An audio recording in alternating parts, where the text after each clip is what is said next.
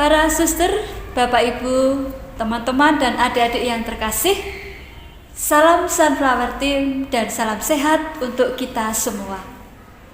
Selamat jumpa lagi pada renungan virtual Bunda Maria yang keempat ini dengan tema Berani Berisiko Berbekal Kekuatan Yesus dan Bunda Maria. Marilah kita masuk dalam hadirat Tuhan dengan membuka hati, pikiran, dan budi kita melalui kidungan Hai Pujilah. Puji syukur nomor 638. Puji syukur nomor 638. Mari kita kidungkan bersama.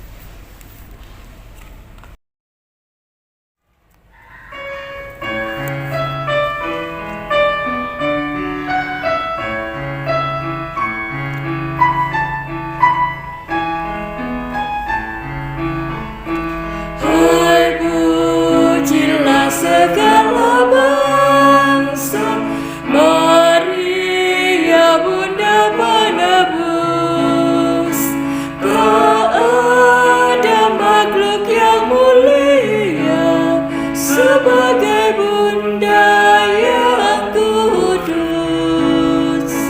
Oh, ingatlah ya Bundaku, doakan kami anakmu.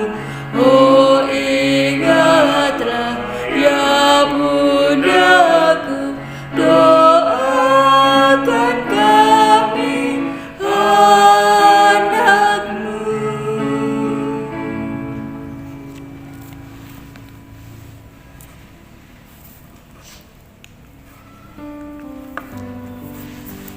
Marilah kita awali renungan hari ini dengan doa pembuka dan kita hadirkan Tuhan dalam diri kita masing-masing. Dalam nama Bapa dan Putra dan Roh Kudus. Amin. Allah Bapa yang Maha Rahim, dunia diliputi kejahatan dan bertimbun dosa kita manusia.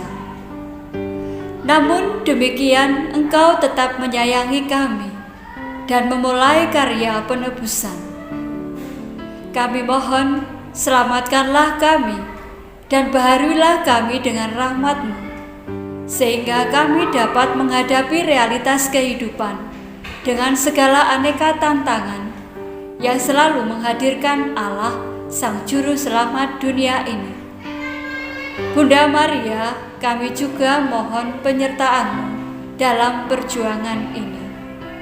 Demi Yesus Kristus, Tuhan dan pengantara kami, kini dan sepanjang segala masa. Amin. Dalam nama Bapa dan Putra dan Roh Kudus. Amin.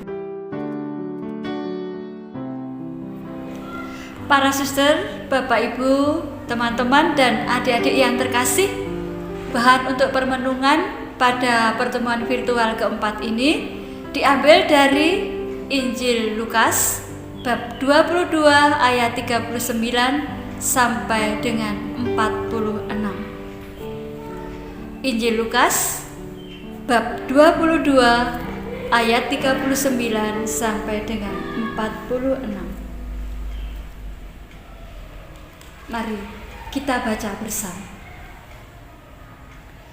Lalu pergilah Yesus keluar kota, dan sebagaimana biasa ia menuju Bukit Zaitun. Murid-muridnya juga mengikuti dia. Setelah tiba di tempat itu, ia berkata kepada mereka, "Berdoalah supaya kamu jangan jatuh ke dalam pencobaan." Kemudian ia menjauhkan diri dari mereka kira-kira sepelempar batu jaraknya, lalu ia berlutut dan berdoa. Katanya, "Ya Bapakku, jikalau Engkau mau, ambillah cawan ini daripadaku. Tetapi bukanlah kehendakku, melainkan kehendak-Mu lah yang terjadi." Maka seorang malaikat dari langit menampakkan diri kepadanya untuk memberi kekuatan kepadanya.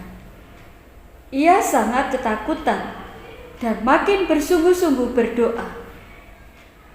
Peluhnya menjadi seperti titik-titik darah yang bertetesan ke tanah. Lalu ia bangkit dari doanya dan kembali kepada murid-muridnya. Tetapi ia mendapati mereka sedang tidur karena duka cita. Katanya kepada mereka, "Mengapa kamu tidur? Bangunlah dan berdoalah, supaya kamu jangan jatuh ke dalam pencobaan." Demikianlah sabda Tuhan. Terpujilah Kristus. Para suster, Bapak Ibu, teman-teman dan adik-adik yang terkasih, ada pengalaman mendampingi orang yang dicintai pada saat-saat akhir hidupnya atau pada kematiannya, menjelang kematiannya. Tiada sesuatu yang menakutkan daripada sakratul maut. Kiranya keadaan seperti inilah yang dialami Tuhan Yesus di Bukit Zaitun. Memang dia bukanlah manusia fana seperti kita, namun dia melihat kematiannya dengan segala ketakutan dan kengeriannya yang mendahului dan mengiringinya, melayang di hadapannya. Ia melihat kedosaan bangsa-bangsa dan dosa manusia yang tak terbilang banyaknya, juga dosa saya dan juga dosa Anda sekalian. Karena banjir dosa, kitalah yang membuat Putra Allah mengalami kematiannya.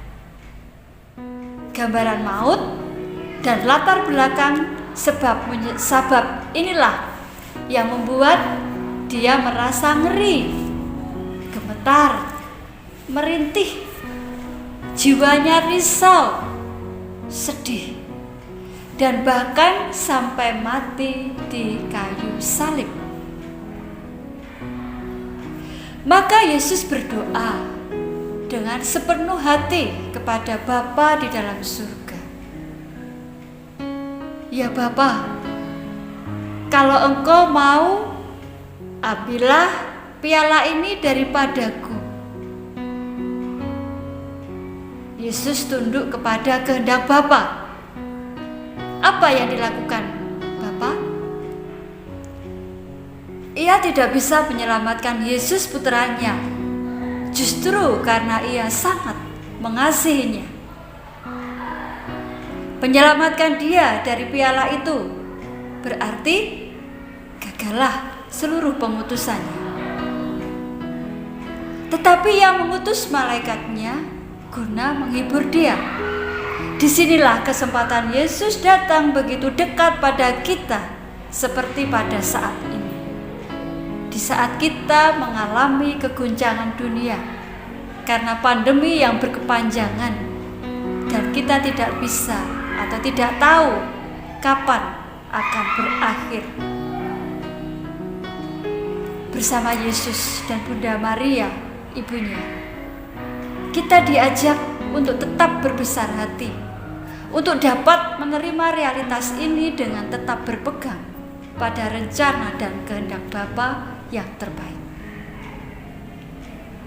Kiranya melalui berbagai cara kita minum piala kesengsaraan itu. Seperti Tuhan Yesus sendiri, kita pun merasa ngeri dengan kesulitan akibat COVID-19 ini. Dengan berdoa, biarlah pandemi COVID-19 ini berlalu dari dunia ini. Adakah doa kita hanya terpaku pada kesedihan kita? Ataukah belajar dari Tuhan, mau menderita dan taat menurut kehendak Bapa? Yang terjadi, kita cenderung menginginkan apa yang paling menyenangkan kita. Bapa menghendaki apa yang paling baik dari kita.